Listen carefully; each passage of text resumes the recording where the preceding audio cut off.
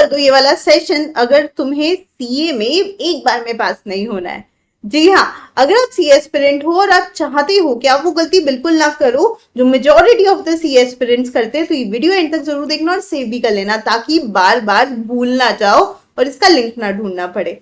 मैं हूँ Swati Agarwal. I am a chartered accountant as well as company secretary. मैंने CA किया है, सीएस किया है, बीकॉम ऑनर्स किया और बहुत सारे डिप्लोमास भी किए और 10 साल से ज्यादा हो गए मुझे पढ़ाते हुए।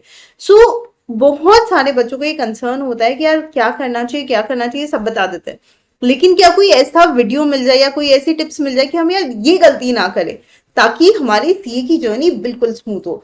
तो बिल्कुल प्रिसाइसली इस सेशन के अंदर मैं आप लोगों को कुछ क्विक टिप्स देने वाली हूँ कि ये बिल्कुल मत करना है ना। क्या करना है उसके मेरे बहुत सारे वीडियोस आप लोगों को डेफिनेटली मिल जाएंगे, लेकिन ये मिस्टेक्स तो तुम्हें बिल्कुल नहीं करनी है, जिसमें सबसे पहली है इग्नोरिंग आईसीआई स्टडी मटेरियल। बहुत सारे बच्चों के साथ एक प्रॉब्लम होती है कि वो लोग सिर्फ कोचिंग नोट्स या सिर्फ यूट्यूब नोट्स के ऊपर बेस्ड होते हैं and many of such notes do not contain module questions. Okay, अगर आपके टीचर के नोट्स, आप लोगों के टीचर के कंटेंट के अंदर अगर आईसीआई मॉड्यूल का सब कुछ कवरेज है तो बात अलग है, बट नॉर्मली क्या होता है हम लोग सिर्फ कोचिंग नोट्स पे डिपेंड कर लेते हैं और आईसीआई के मॉड्यूल को इग्नोर कर लेते हैं जो आपके कोचिंग नोट्स में भी इंक्लूडेड नहीं है। और टीचर्स नॉर्मली बोलते हैं कि भैया वो क्वेश्चंस कर लेना, लेकिन हम इग्नोर कर जाते हैं।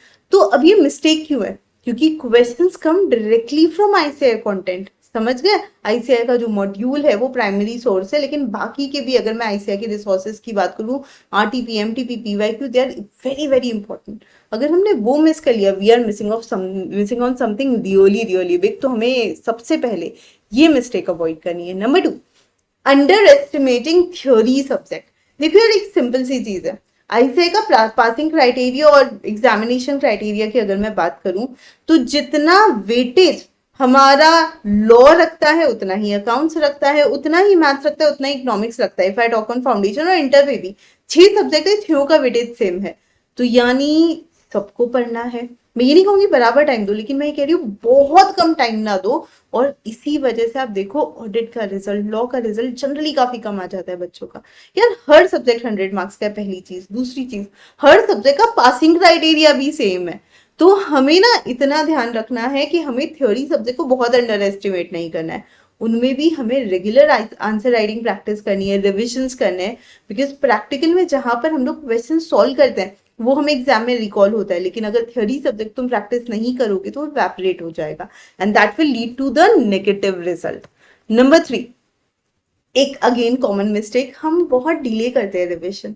एक बार पढ़ लिया ना, हो गया, राइट? मेरी मेमोरी तो पिक्चर मेमोरी है, मैंने एक बार पढ़ लिया, मुझे हर चीज याद रह जाती है।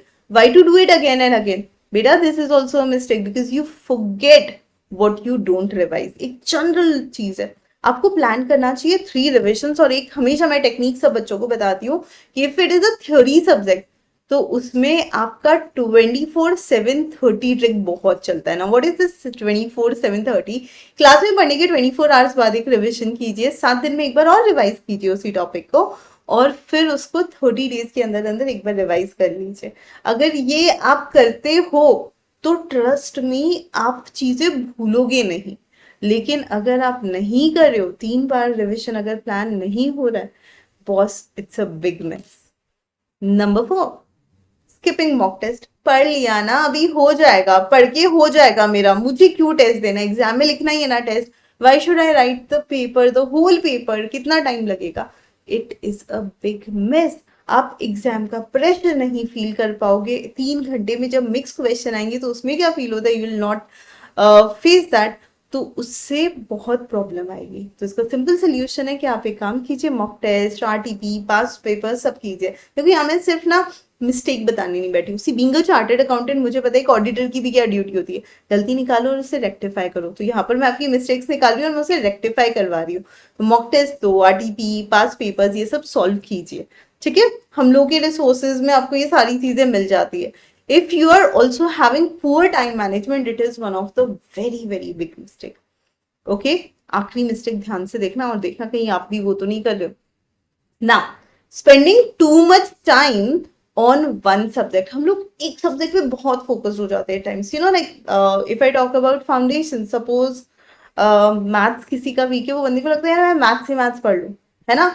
मेरे को उसी पे फोकस करना है। किसी का लॉ वीक है, बीइंग अ लॉ टीचर बोल रही हूँ, मैं सिर्फ लॉ पढ़ूंगा, आपने अकाउंट्स इग्नोर कर दिया, आपने इकोनॉमिक्स इग्नोर कर दिया, आपने मैथ्स इग्नोर कर दिया, हालत ये होगी, लॉ में तो पास हो गए, बाकी सब्जेक्ट में गड़बड़ हो गई।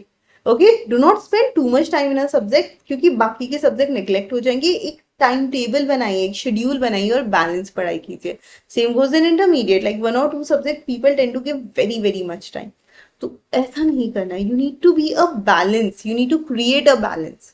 Okay, sixth problem, at times of student do everything, उसने पढ़ाई करी, उसने रिविजन किया, उसने मॉक टेस्ट दिया, लेकिन एग्जाम में प्रेजेंटेशन बहुत खराब दिया।